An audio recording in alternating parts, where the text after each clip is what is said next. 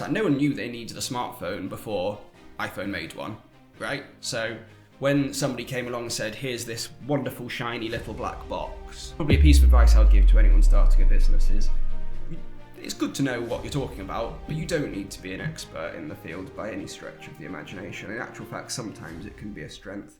Harry Cramer. This is somebody with a great work ethic who started following in his father's footsteps, who is also an entrepreneur. However, starting his own business, what do you do when you move into an industry in occupational health where those established in that sector spread the word and tell you you shouldn't be there because you're a doctor, or you build a better business? This is Harry's story. I'm Richard Osborne, and this is Drive, the small business podcast from UKBF. Harry, good to see you. Thank you very much for having me. It's a pleasure to be here. Oh, thank you for coming in, and thank you for coming to share your journey as I'll use the term young entrepreneur, because I'm sat in front of you and I'm feeling like I'm maybe 1 or 2 years older. Oh, shush. And what I think you're one of the third, just trying to think, yes, our first guest who particularly has works a specialism in and work within occupational health. And that's, for me, a term I've heard, a term that I see used quite frequently, but don't fully understand what it actually means. What is occupational health?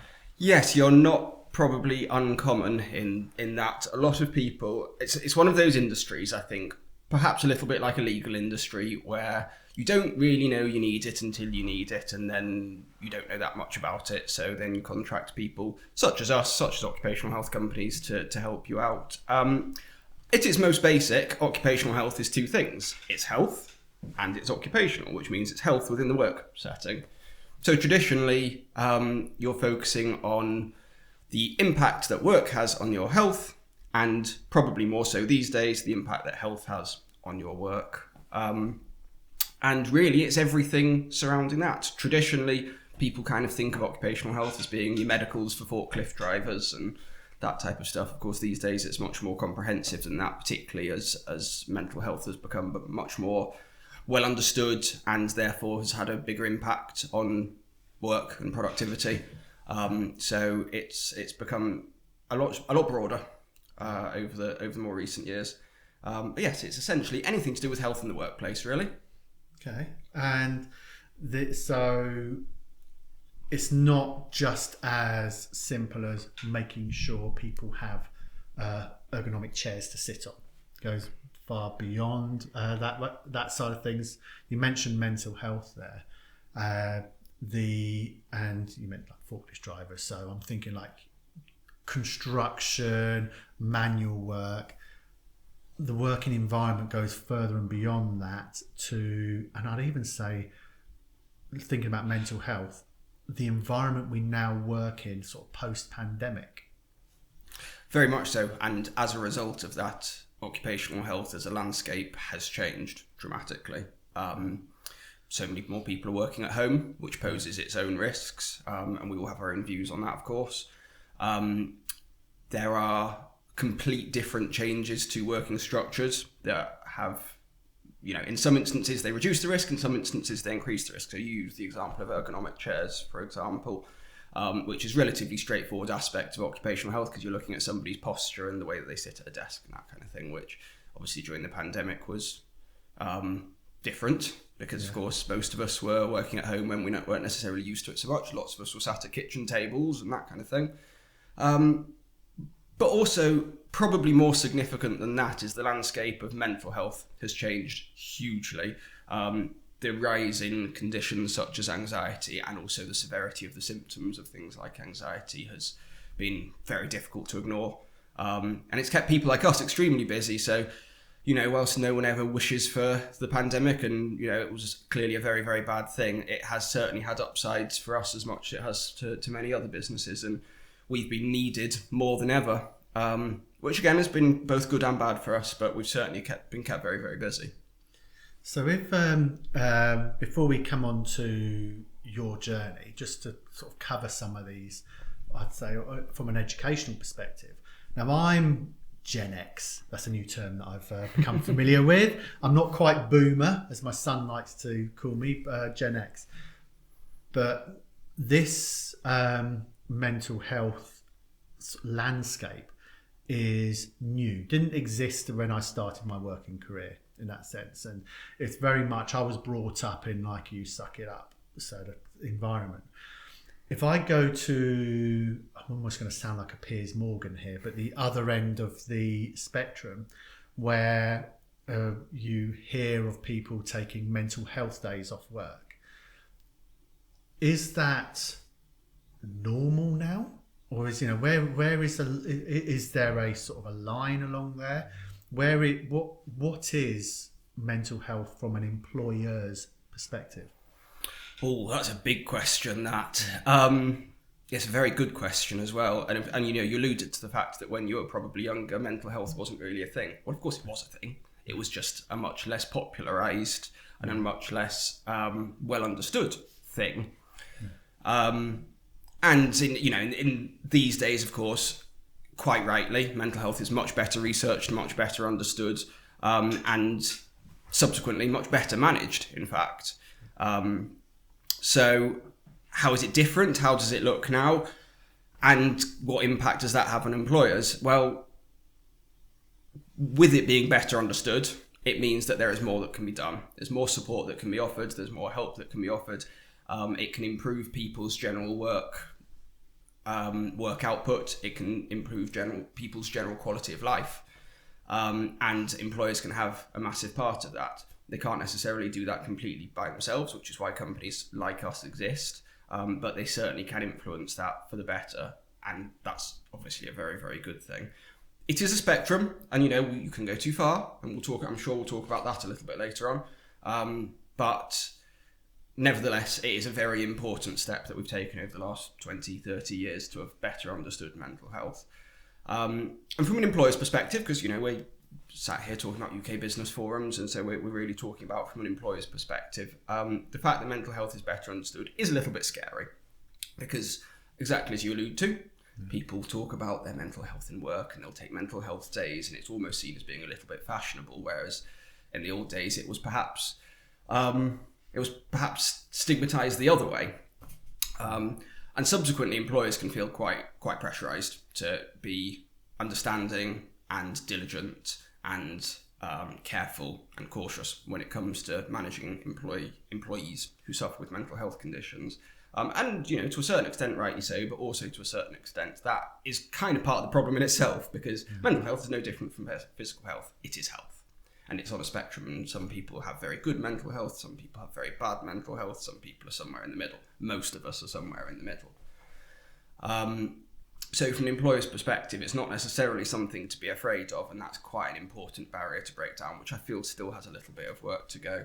And with the help of companies such as occupational health companies, or indeed sort of corporate wellbeing style companies, employers have a lot more tools in their toolkit to try and support employees and ensure that they are consistently healthy, mentally well supported and fit for work. It sounds to me that it's almost subjective though, in that now I'm, as an individual, very familiar with neurodiversity. So I'm asking questions from a cynical perspective, but in the back of my head, I'm thinking, well, I'm aware of this because I work with and support special needs schools. I work with neurodiversity from that perspective, and these are very often non-visible environments. But anyway, from an employer, you could sit there and think, right, I've got member of staff has broke their leg. Literally, they broke their leg. You look at it, they can't walk. That person who's a delivery driver isn't going to be able to make that delivery because they physically can't push the accelerator down on their car. However, if you go to a far end of the spectrum relating to mental health, I can't come into work today. I'm feeling anxious. So I'm going to take a mental health day. At that point, how do you quantify that from an employer's perspective, in the sense of, is is it quite literally subjective in that point, and you just, that's it? Or because you can't turn around and say, well, show me your brain. Yeah, I can see those neurons sparking. Yeah, you're definitely having too high a level of anxiety to be able to do that delivery run today. Well, yes, exactly that. And physical health is very easy to understand because, exactly as you say, if someone breaks their leg, it's very clear that their leg is broken. It's also quite clear to understand what they can and can't do with that leg. Yeah. They probably can't go and play football. They probably still can work from home with a little bit of leg support or whatever it might be. Mental health's a lot more difficult to understand. And exactly as you say, it can be at times difficult to measure. Not impossible, but it can be difficult to measure. The key in my view, and I'm not, this is very much my opinion and probably shared across some of the professionals in the industry, but you've got to be very cautious when it comes to putting labels on things. Ironically, I studied psychology at university, and psychology as a profession is all about putting labels on things, and I really, really disagreed with that, and it's why I actually didn't necessarily pursue the career that perhaps I once intended to, because I do feel like you can be trying to put everything in a box is a very dangerous thing to do. Really, you're looking at functional ability, which essentially is boiling down to somebody's symptoms. Symptoms can be variable. There can be patterns to them. They can be ad hoc. They can be one-off. They can be situational. So let's say, for example, somebody suffers a bereavement. They've had a very sad, very traumatic life event. And as a result, they have a short or medium-term period of low mood, perhaps depressive type symptoms. That would be very different, although you might still potentially categorise that as depression. That would be very different from somebody who's had a lifelong depressive disorder and has peaks and troughs of mood consistently for their entire life. You might necessarily label them both the same, but in actual fact, the symptoms and also their functional ability is very different. And also the way in which you as an employer might manage them would be very different. So we're not necessarily focusing on exactly what label somebody's got. We're not necessarily focusing just on how they would describe their life, their situation. We're also looking at their functional ability. So what does their set of symptoms that they're suffering from currently mean in terms of their output and what their functioning is at work? So your member of staff that you're referring to, or this hypothetical member of staff who's phoned you and said that they're feeling anxious and they'd like to take the day off work or whatever. Anxiety is a very, very complicated term for different symptoms, and it can mean different things to different people. It is technically it is a disorder in its own right. It's classified under the DSM, but different people experience anxiety differently. You might have sweaty palms. You might struggle to sleep. You might struggle with breathing. You might have heart palpitations. You might struggle to speak properly. You might speak very quickly, you might speak very slowly. It means so many different things to different people. So what you're looking at is, A, what does that look like in terms of their job? So what can they do, what can't they do, what can you help them to do? And B, what does it look like in terms of their kind of future employment with you, and in what way can you support that going forward? That doesn't mean that you need to indefinitely give them all adjustments under the sun. That's a common misconception for mental health. Managers in particular can be quite fearful of it and say, oh, somebody's suffering from a mental health condition, give them everything they want. That's exactly the opposite of what's productive, actually. But you might need to understand what their symptoms are and in what way you can help that particular person. There are inherent problems with that as well, and you've sort of alluded to it in your cynicism, and you're quite right to do so, which is that when something's difficult to measure, you can't take an X-ray on the brain to see whether someone's got anxiety. It's also very easy to exaggerate, and in doing so, unfortunately, mental health can be used as an excuse from time to time when, in actual fact, anxiety is a perfect example that you've already referenced. In actual fact, being at work is good for you. That's proven. There's multiple forms of research that show that being at work is good for you, particularly with conditions such as anxiety. So yes, taking a couple of days off might be helpful to get things back under control, but a long-term absence is probably not going to be helpful in that instance. So again, this kind of stereotype of if someone says mental health, you've got to back off and leave them be and let them have as much time off work as they want is actually quite a bad way of managing a situation. And that's what occupational health is for. We're there to help managers. We've probably seen a big part of that post-pandemic, with everybody being remote, away from colleagues, away from family as well, in very isolated environments for a couple of years, coming back out into post-pandemic #normal world, the all of the social skills and social confidences that people have had pre-pandemic have dwindled away. And then there's also a whole generation, in my view, who have missed a lot of emotional development that would normally happen during normal day-to-day working life, socializing. They've missed that mental development, social development, and are now suffering off the back of it. I couldn't agree more. Yeah, I couldn't agree more. This indefinite work from home culture is dangerous. Yeah.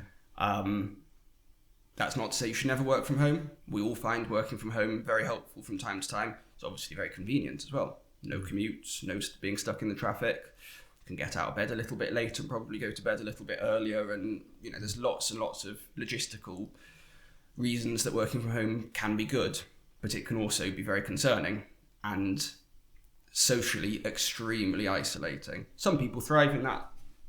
Some people struggle in that. Nobody really will that be a healthy solution for indefinitely, because humans are social creatures, and companies, the very definition of the word company means a group of people. So it's very difficult to have a group of people remotely. It's much easier than it used to be, but it's still not fully possible. So yeah, it's something that I would always exercise caution in when it comes to building a company and a community, is that fully remote probably isn't a sustainable answer, in my view. So moving on to yourself, one of the things I found interesting about you is your work ethic and your sort of, just work ethic and a way and approach to getting out there is something that seems to be instilled into you from a very young age. And your father ran his own business. Was he running his own business whilst he was very young as well? There's an interesting story.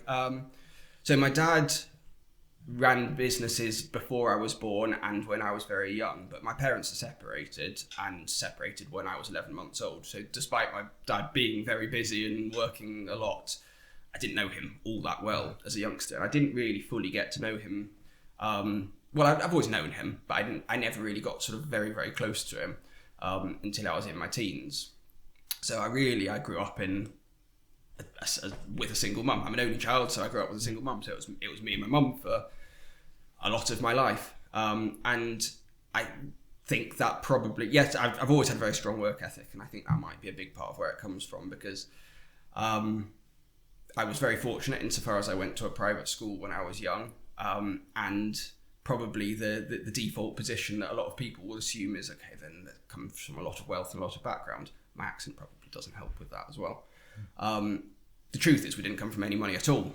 So my mum used to work and manage 3 or 4 clothes shops when I was younger, and she used to work 6 or 7 days a week in order to try and fund me going to school. So I, from a very young age, watched people around me, my mum in particular, working very hard and getting output for that.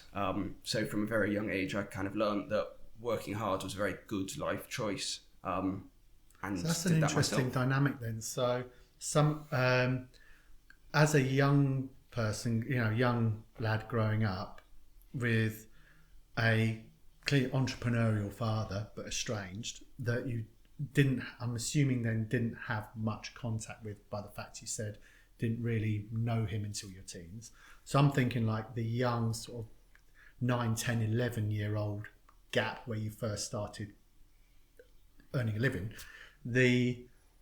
But familiar, single mum, upbringing, 3 boys. From my own experience, a single mum is extremely hardworking.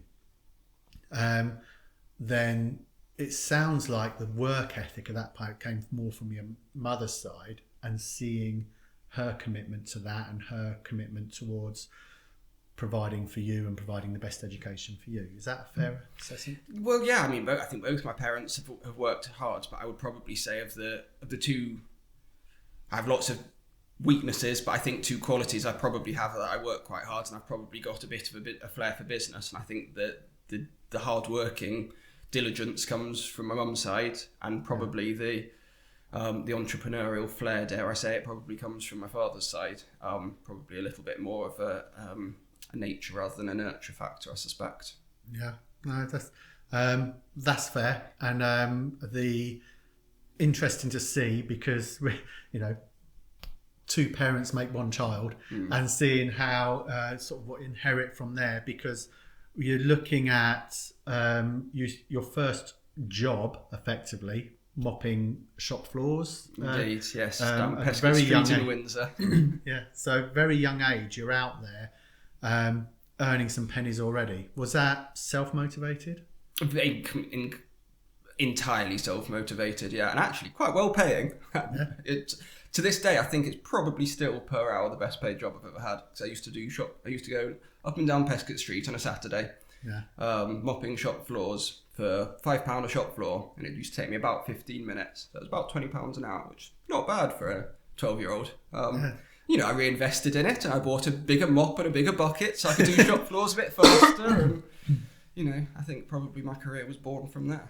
Yeah. So I didn't appreciate that part. So when you just said reinvested mop and bucket, was these literally effectively self-employed in that age? Because I assumed you went and got a part-time job employed by the retailers. No, did it all myself. So I learnt that shops have, I don't know if it's still the same, probably isn't still the same, but they used to have petty cash boxes, little floats. Oh, the good old days. The good old days, yeah. And in them, there would be usually about 20 or 30 quid that they'd use for, buying loo rolls or whatever it is that they needed. And there was always a fiver to spare to have their shop floor cleaned. So I made sure I was the one who got that fiver. So yes, it was entirely self-employed. I went to go and I borrowed a mop and bucket from the house. Yeah. And then that quickly broke because it wasn't really meant to do all that much work. So with all the fivers that I earned, I went and bought a bigger one. Oh, that's interesting. I did not appreciate it was self-employed. So that's even sort of more inspiring in that level, that young age, you're effectively, dare we say, running your own business and reinvesting in it.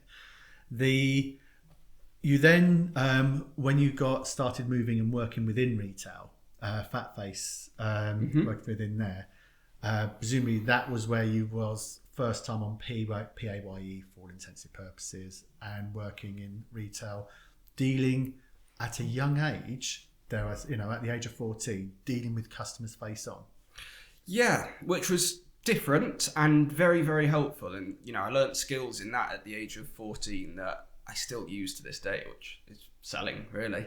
And organisation, things like you learn how to have a till system that will tell you what you'd bought and then go and restock the shelves using, they probably still work the same way to this day, I expect. But, without knowing, I learnt quite a lot about the world of business at the time. You don't really appreciate that at the time. It's just a job, isn't it? But yeah, I did that for 3 years, I think it was. I later found out I shouldn't have actually been doing it because I wasn't insured between the age of 14 and 16, but they never told me about that at the time. Sorry if I'm getting Fat Face in trouble there. Years gone. There'll be no evidence now. It's something which I would always encourage. For me, I mean, my wife always worked in retail, and then she started her own market stall, and I used to work for her at weekends. The skills you learn in a retail environment or market environment are invaluable in I personally feel, in any sort of business environment when you're dealing with so many different characters. You learn those communication skills, social skills like we were touching on earlier, that I'd encourage anybody at a young age, if you can go and get a job working in a customer-facing environment, do it, because it's the skills you learn see you through life all the way through. Yeah, and I think if if I were to probably pinpoint it to one thing and said what's the single most valuable thing that I learned whilst working there, particularly when it comes to sort of selling and interaction with people, I think it was about authenticity. Because there's the old cliche of selling, isn't there? There's sort of two types of salesmen. I think there's the used car salesman that will tell you anything they need to get the sale. Yeah. And then there's the probably slightly more scientific salesperson who actually identifies what the person would like and tries to match a product, solution, service, whatever it is accordingly. And I would probably try and put myself in the latter category. I've always strived really hard to be honest, and subsequently as authentic as I can be. And therefore never be afraid to sort of say to somebody, you know, this goes back to when they were trying clothes on, never be afraid to say to somebody, that's too big, that's too small, that's not the right colour for you, which got me in trouble once or twice, but I would rather have it that way and know that the customer was going away feeling that they'd bought something that was good for them and made them look nice. So that was an approach that I learnt that way, and it carries through the very DNA of the company that I run to this day, is that we are 100% honest about everything we ever do. We're authentic, we're genuine, and I really believe that's the way to operate. And if we make a mistake, we put our hands up, and if we do something well, we'll tell people that we've done something well, and everything in between. So I think that's probably one of the biggest skills that I've learned when it comes to customer interaction, is that authenticity. Okay. You then had a bit of a change in career, so I'm not seeing the link here, so talk us through it.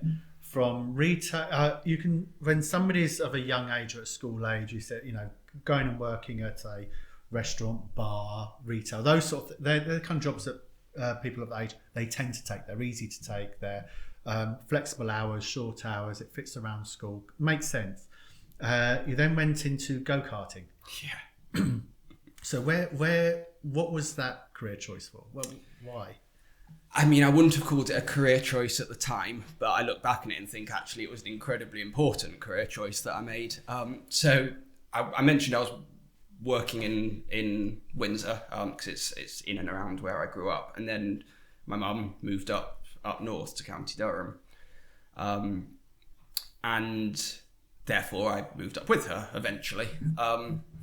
So I was looking for other jobs. I've always been a massive motorsport enthusiast, still am. I race cars to this day. And as a kid, I used to follow Formula One. I still remember Damon Hill winning the championship in 1996, and have followed as much of motorsport ever since and got involved wherever I could do. And where we moved to was about 45 minutes from quite a significant go-kart track in the UK. It's called Karting North East for anyone who knows it. Some people know it as Warden Law as well. I'd well recommend it, by the way. Great place. And I found that was close by and thought, hold on, rather than earning whatever it was, £4 an hour to work in a shop, I might be able to earn the same doing something that I love, which is being in and around motorsport. So I sent them a copy of my CV. The owner phoned me that same afternoon and said, can I come in for an interview the next day? It was clear I was very passionate about it. I'd done a lot of go-karting myself, and got a job at a go-kart track, which was, for a 17-year-old, so much fun.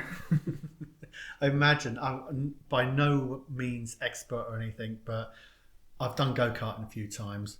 I'm a motorcyclist, so the two go together really well. And the adrenaline and buzz, how I tend to do okay at go-karting is I find the fastest person on the track, and I stick to their backside. And if they manage to get around that corner, I know I will. Yeah, absolutely. So I was doing that for a good while, which was at times, it was brilliant fun. At times it was exhausting, and at times it was a bit nerve-wracking as well, because I'd gone from, you can tell from my accent, that people can have certain stereotypes about me, and I went to go and work in Sunderland, working at a go-kart track, which means you're dealing with a lot of stag doos, a lot of people who are there just to have fun and don't want little posh Harry telling them what to do while they're there.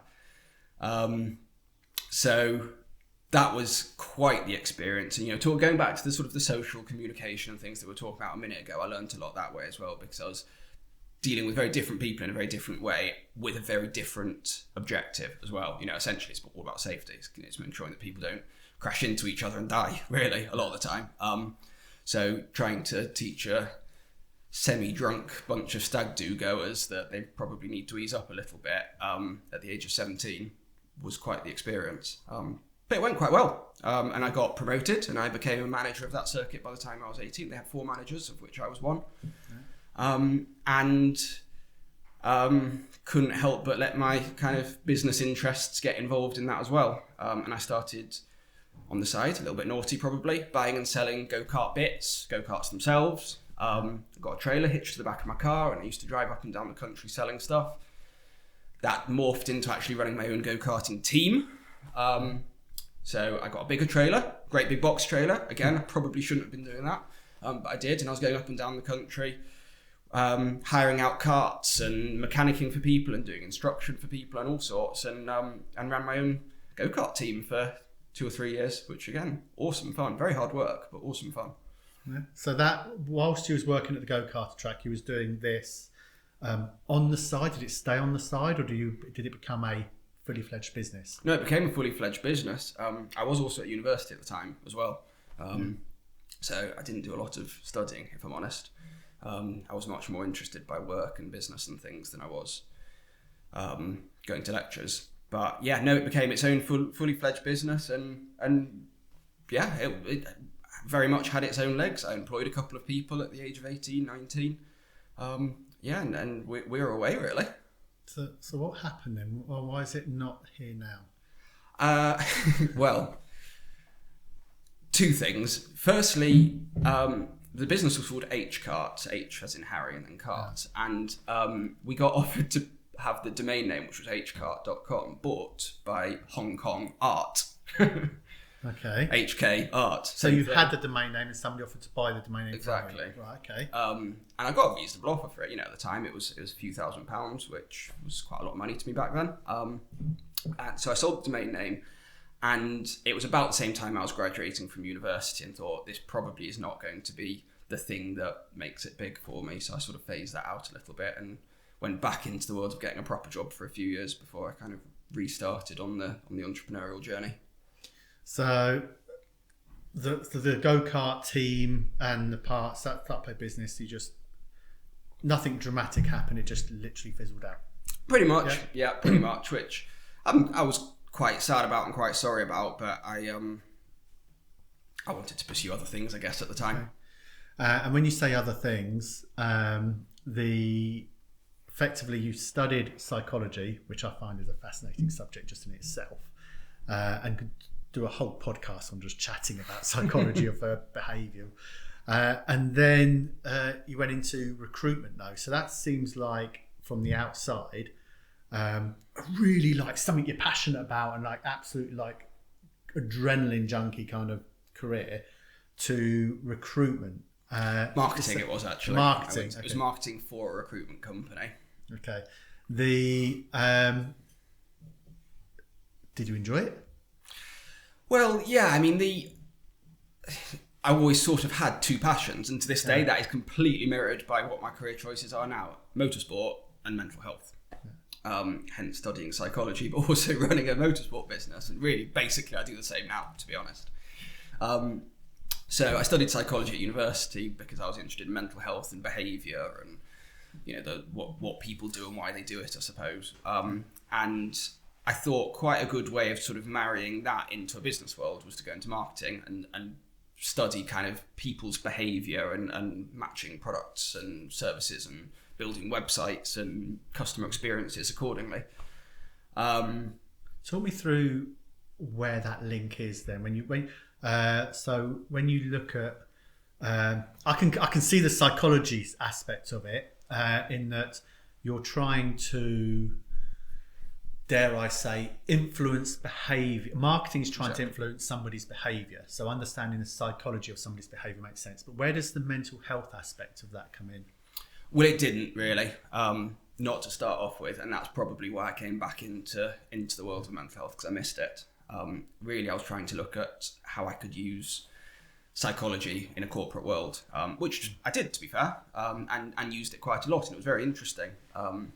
So it was about that. But yeah, the mental health thing fell by the wayside for a few years, and I missed it. And as we often do, I had a bit of a realization that I probably wasn't completely being authentic to my own aspirations in life, which is helping people probably a bit more. And so I kind of moved back into that world. Okay, and that was supporting your dad's business for a bit. Yeah, so whilst I was working marketing for this, or it was an oil and gas recruitment company. It was whilst I was working for that business, my dad ran an insurance company, and he used to outsource his occupational health usage to another big company. I won't name them on this podcast, but a big occupational health business, and he just, as someone who had a bit of knowledge of kind of mental health and psychology and things, he asked me just to have a bit of a look at the contract and see what I thought of it. And the truth was, I thought it was a bit rubbish what he was getting, and certainly what he was paying for it as well. And he was paying pretty substantial. It was a lot of money for what he was doing. So I said, "Do you want me to have a bit of a look around and see if I can find something a little bit better for you?" I said, "Yeah, of course, if you don't mind." So I did a bit of research, started to learn a bit about the world of occupational health. Bear in mind, I've got no experience of occupational health at this point, and I think I'm 24 at this stage. So I'm trying to think, that's quite a leap of faith from your father to put that onto you to review this if you haven't got that industry knowledge. You've got a bit of an understanding from what I'm interpreting, but it doesn't sound like, but correct me if I'm wrong, that you're not an expert in that field at that point in time where you've been asked. I'm not really I'm not an expert in anything. I mean, who is at the age of 24? But I'm certainly, I have no knowledge whatsoever of occupational health. A reasonable knowledge of mental health, a basic knowledge of physical health, a reasonable knowledge of marketing and consumerism, and that's about it really. So yeah, it was a big leap of faith, and I enjoyed the challenge. Just spent a bit of time learning about as much as I could about occupational health, and really realised that there wasn't anything out there that was great or fit for purpose or just particularly usable. So what was the outcome of that research? This probably doesn't make me look great, because it probably makes me sound a little bit big-headed, but I kind of looked at it and thought, do you know what? I reckon I could probably do this better. So I did.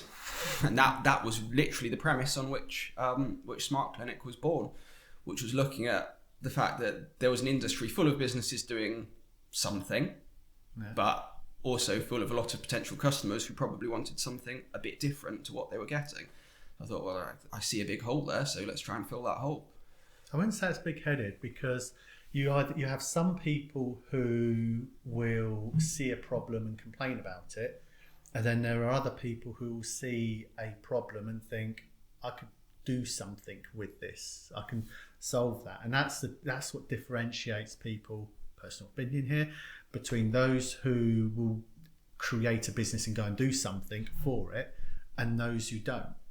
So if you step aside from, take the point, the bit your dad asked you to look into something, put that to one side, and actually what you did was market research. Every good business, when you go into a venture, whether it's like what we're doing within our business and diversifying, you do market research, you analyse what's out there, you look at the competitor analysis, you do all that.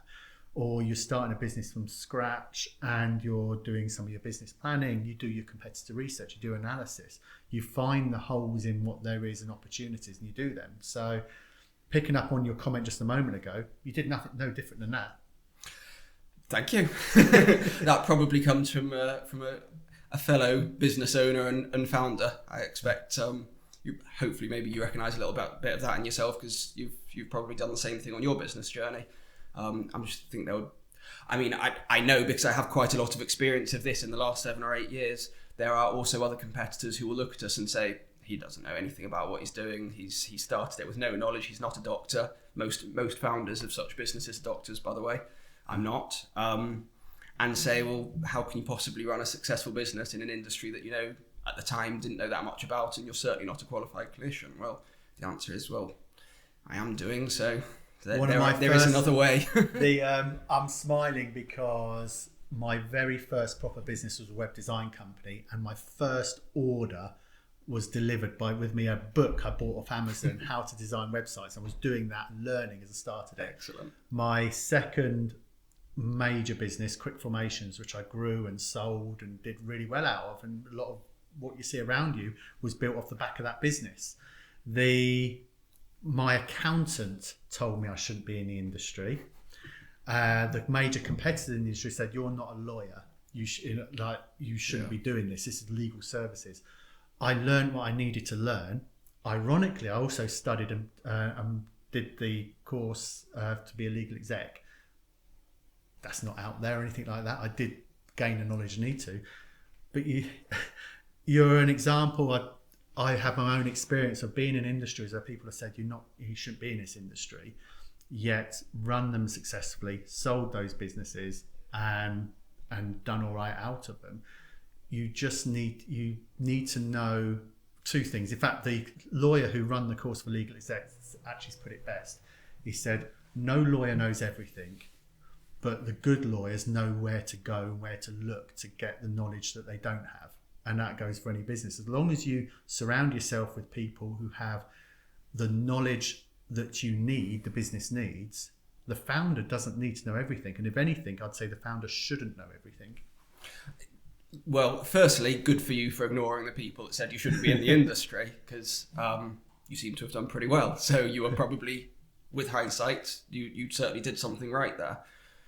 I think there's a huge power to being naive when you come into an industry. Yes. I'm not saying it's the only way, because clearly, and I know from listening to your podcast that you've had lots of founders on here who are experts in their field. I'm not. I'm quite knowledgeable about it these days, but at the time I certainly wasn't. And I think there's a huge power to being naive into in an industry that you're entering into, because you look at things slightly differently, and you're almost more batting for the customer than you are the provider. If I had worked for 20 other occupational health businesses through my career, I'd probably be burdened with this is how it works and this is therefore how we need to work it. Yeah. I wasn't. For better or for worse, and don't get me wrong, I've made lots of mistakes along the way, and there are lots of instances where I thought, I wish I'd have known that beforehand, I really do. And I'm sure we have customers who in the past say that we've made mistakes and said, well, maybe you don't know what you're doing. But there's also huge power in that, because you can actually look at the problem from a customer's point of view and say, never mind what other people do, never mind what other businesses do, what do you need? And let's try and build a solution around that. And there's a huge power to that. No one knew they needed a smartphone before iPhone made one, right? So when somebody came along and said, here's this wonderful, shiny little black box that does all of these things you needed to, everyone loved it. But no one knew they needed that beforehand. And everyone who built phones prior to that date will say, no, a phone has to have 9 numbers on it and all that stuff. So there are 2 ways to do things. And I'm not saying that ours is the only way, but it certainly is a way. So I think probably a piece of advice I would give to anyone starting a business is it's good to know what you're talking about, but you don't need to be an expert in the field by any stretch of the imagination. In actual fact, sometimes it can be a strength, looking at things with a fresh pair of eyes, which is what we were able to do. So we weren't burdened with this is how it's always been done. And to this day, we're very, very different from a lot of other companies. For better or for worse, we're very different, and we do things differently, and we structure our services differently and our products differently, and we have different systems and all of that. And dare I say, it's gone pretty well. Yeah, good. And when we're talking about how it's gone very well, if we go to those early days then, the earliest days of a business, particularly the first few years, are the most challenging. They're kind of like the make or break. Yeah.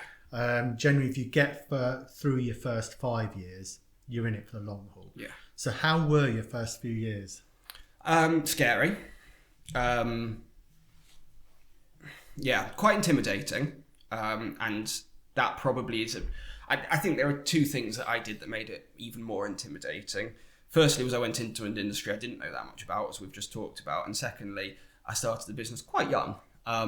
I was 24 when I started Smart Clinic, which in an industry dominated by people who've been running businesses for 25 years and are probably doctors is quite intimidating. And, a funny story, but I always used to try and grow a beard to make myself look older. So whenever I'd attend meetings, I'd always go to a meeting with a beard. I even once actually brought my dad along to a meeting with me just because he looked a bit older than me and therefore potentially commanded a bit more respect. In hindsight, bit of a silly thing to do, really, because you got back yourself. But at the time, you have question marks over your own ability and how seriously you're going to get taken at the age of 24, 25. But as time goes by, you believe in yourself a little bit more. You have proof of concept. We were talking before we came on air a little bit about your proof of concept for this podcast. We had our proof of concept. We trialed it with a couple of clients. We tweaked things as we went along. And effectively, we spent the first 3 years proving the concept and building the foundations of what we've got. We spent an inordinate amount of time and money building a system, which at the time, every day I'd ask myself, why am I doing this? Why am I putting myself in this position? My goodness, sleepless nights and things. But I look back at it now and think that was probably the best decision I made, was to build our own system rather than start buying off the shelf solutions and bending them into shape and things. That's quite a big step for a startup. Yeah, it was. It was our single biggest investment, was that, and it was a risky one because we had nothing and we'd spent many tens of thousands, probably dare I say hundreds of thousands over the years building a system. But I would say it's probably one of our greatest strengths. I'm giving away some of our secrets here, but it's probably one of our greatest strengths these days. So it was a good decision, but it was a risky one. But yeah, the first few years were exciting, difficult. Things do get easier, don't they? Yeah. So what was the point where you felt things start to get easier then? So those first few years, it's almost like, have you ever seen the film The Money Pit? Where you're throwing money at something, hoping it's going to pay off in the long run. And I love the story you just mentioned about going to a meeting with your dad and growing a beard, things just to try and look older. Little story, I don't think I've ever shared this actually. Reveal your secrets, go on. Story. When I first started the quick formations business, there was an industry meeting where a lot of people in the industry were going for a meeting. And I was living in a small 2 up, 2 down with my wife, loads of debt. And we had a little Nova or Corsa, a beaten up old car anyway. And I didn't want to look like I didn't belong there because people were telling me I shouldn't be in that industry. So a friend of mine had a Porsche Boxster and I borrowed his Porsche and sort of put on a cheap suit to go to the meeting so that people would see me pull up in a Porsche and think, yeah, I belong here, sort of thing. I think we've all done it. It's the fear of not fitting in an environment where you put everybody else around you on pedestals. You said you've got to back yourself. Somebody else has used that analogy as well. I've seen before. It's so true. Yeah. And it's funny you talk about that story about the car as well, because of course you might look at that on hindsight and think, actually, I'm possibly portraying the wrong message there, because I'm actually, if I turn up at a young age in an inordinately expensive car, a client might look at you and say, well, all of my profits are going into his fuel tank. So it's you look back, I do look back at it and think, who cares? Like for me now, the age I am is like, I know I wouldn't judge somebody from that, but going back 25-ish years, probably about 25 years, I was in my 20s. I was worried people would judge me. And I would also hope that, I think the world has probably moved on a little bit from some of those stereotypes as well. You know, we don't all go to meetings in suits anymore to look serious, do we? You know, we don't. It is a little. Hide tattoos 25 years ago. Exactly. Well, exactly. And these days, actually, you know, it's a good talking point in a meeting, isn't it? You know, I do think the world has moved on a little bit, and I do think I suppose entrepreneurialism is celebrated a little bit more than it used to be, and therefore I think people are a bit more forgiving of those who are giving it a go. But nevertheless, particularly in an industry like ours where you're dealing with people's lives, you're dealing with people's health, there is an area of you've got to be fairly respectable. You've got to be taken seriously to be taken seriously. So, I think things have got better in that regard. But yeah, I mean, you still want to try and be taken fairly seriously, don't you? Oh, absolutely. You mentioned a comment that the COVID pandemic impacted the business in an interesting way. What do you mean by interesting way? Well, so I mentioned earlier about how we do things a bit differently from some other organisations, and I'll give you an example of that. Most people, occupational health is generally a price per hour industry, a little bit like law. And my view is that clients don't really want that. Clients don't really like the pay per hour model because it's very difficult to obtain an exact quote. It's it feels a bit difficult saying, I know I'm paying £60 or £100 per hour for a service, because you think, oh, that's really quite a lot of money. You start to dress it up in this kind of subscription-based model, and all of a sudden you're not paying per hour, you're paying for a year or a month or whatever your subscription base is. As a business, I also think that's quite a good model because you're earning income in your sleep. So any kind of pay per hour model, you're limited by how many hours there are in a day. Any kind of subscription model, you're limited by how many clients you can actually sign up to said subscription. So I recognise that would be quite a good way to go for us, or I hoped it would be quite a good way to go for us. Similarly, in doing so, you can also add a lot of extra stuff into your service that clients would get, and therefore it goes from being a fairly transactional occupational health assessment type service to a slightly more rounded wellbeing type service where clients will pay an annual fee and all of their staff will get access to something, counselling. There's a very big business aspect to that model as well. Yeah. Quoted by previous guest in this podcast, Dwayne Jackson, where if you're charging people a monthly fee, if your service goes wrong or becomes difficult to deliver, I'm rewording to make it more relevant to your model here, but basically, if your service becomes over complex, difficult to deliver, that then becomes a significant cost to you. So it's actually better for the customer because it pushes you to deliver a optimal, efficient service to them, because that makes it more profitable for you. So it drives a win-win situation. I agree. And it helps a lot with engagement and therefore renewal as well. A client is only worth what they're worth to you at that time, and what that time is depends on how long they're with you. So clearly renewals, also the cost of acquisition, goes down dramatically if somebody's with you for a long time. And a subscription model, it's been proven many times that subscription models have much higher retention rates than sort of pay-as-you-go style models. And we want to partner with clients. We're not really interested in a client who's going to use us once and then disappear into the ether. We want to work with a client for 10 years because it's better for them as well. I'm all about building a service that is optimal for the client. So if a client works with us for a long time, they're going to get a better service from us.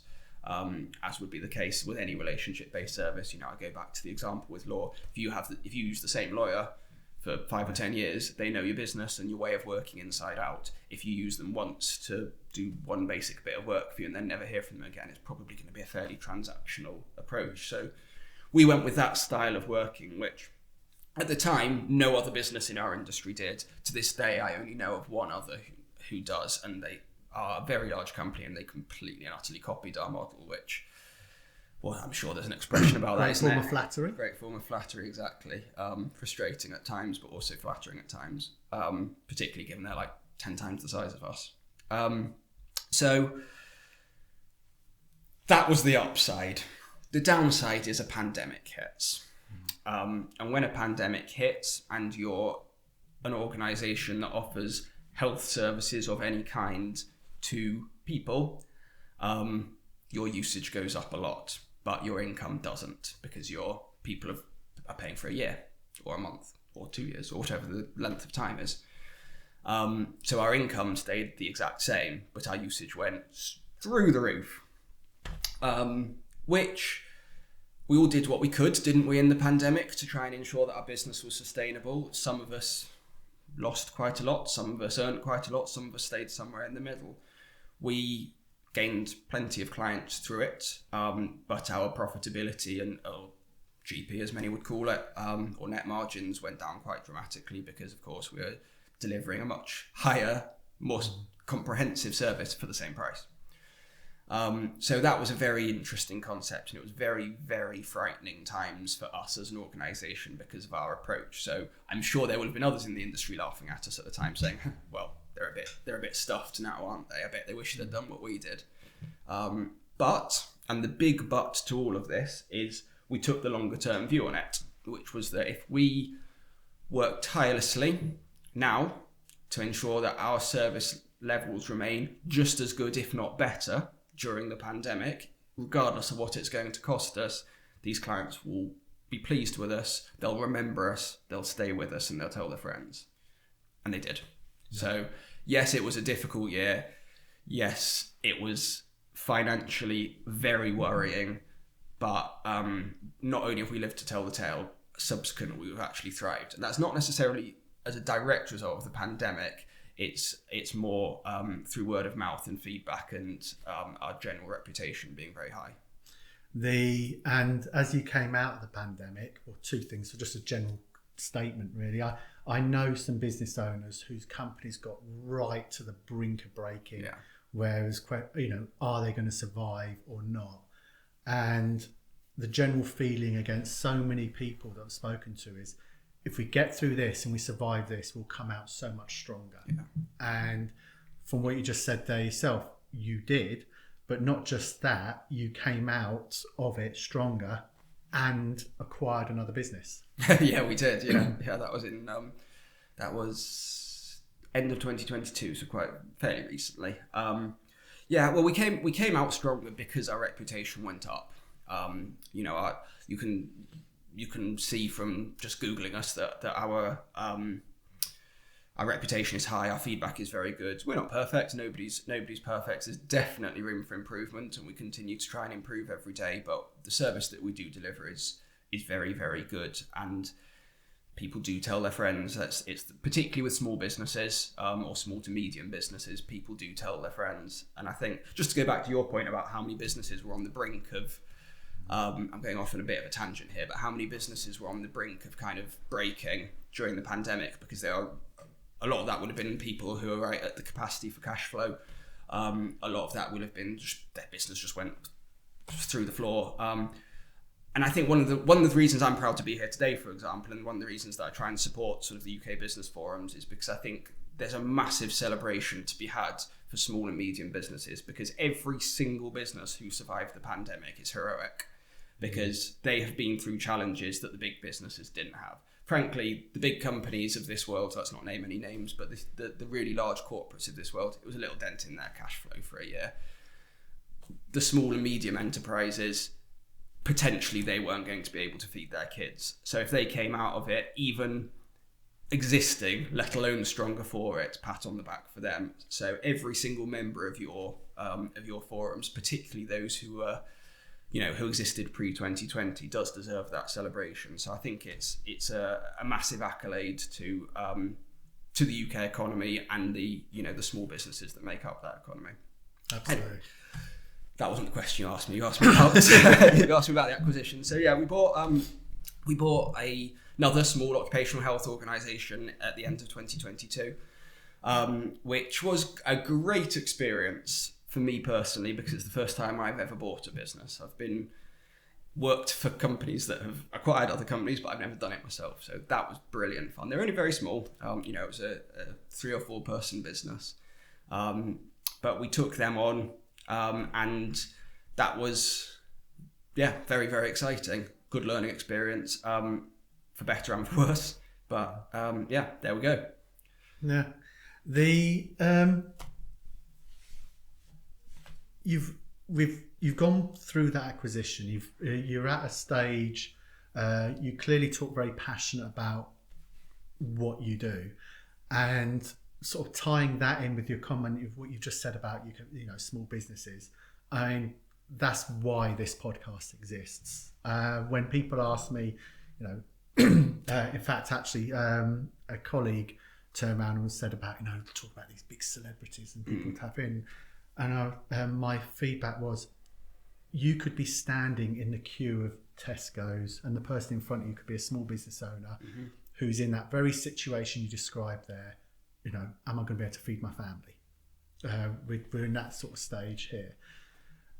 It is so much more personal at that sort of level when you are running a small business, and you live through it compared to being a corporate where a lot of the decisions are based on spreadsheets, to use an analogy. So having gone through this journey, gone through those commitment in the early days of just naivety into like, we're going to build this, it's going to be all right. Going through the pandemic, as you just described, and just hanging on during that. We've come out of that. You've acquired a business now. You're sort of, yes, it's maybe only you've acquired a small business, but you've acquired a business. You're growing the team and you're building the business up. Where do you see the next few years going for what you're doing? There's a good question as well. So I think we continue along the philosophy of ignore what everybody else is doing and listen to what the client needs, or at least try and preempt what the client needs. We do limited market research in terms of asking what the client needs, but we also try and invent solutions as well that clients didn't necessarily know that they needed. And ironically, it's often those that do best, because a client knows what their challenge is, but they don't always necessarily know how to tackle the challenge, particularly if there's not They'd want a faster horse. They'd want a faster horse, exactly, rather than the car, exactly. And I'm a big believer in this single-minded vision as well. I'm slightly dodging the question, so I will answer in a second. But I'm a big believer in this sort of single-minded vision as well, which is that one of my favourite expressions is that a camel is a horse designed by committee. And what that means is that a horse is a beautiful animal designed by one person because they had a vision. It's got a lovely mane and a shiny, sleek coat and runs very fast and all that sort of thing. A camel is actually a far more practical animal. It can survive in deserts, it can in really hot temperatures, it can survive in really cold temperatures, it can survive without water for 40 days. It can eat pretty much anything. Yeah, it's pretty hideous. Sorry to any camel lovers out there. So you've ended up with something that's exceptionally practical, but not particularly beautiful.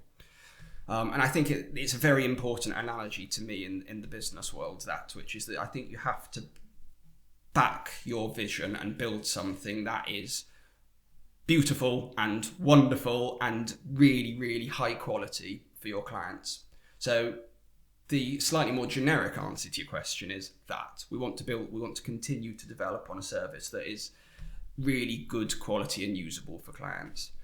I suppose the slightly more specific answer to your question is that we want to add further services and products to our kind of portfolio and our suite to try and increase the value for our clients. So we started with occupational health only, which is everything to do with kind of assessing people's fitness for work, their capacity to work, any adjustments they require, their compliance with the Equality Act and so on.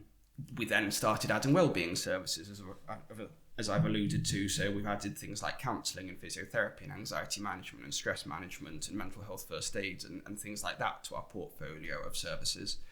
So there's continuing along that path. There's adding more things into our suite that will help people's health.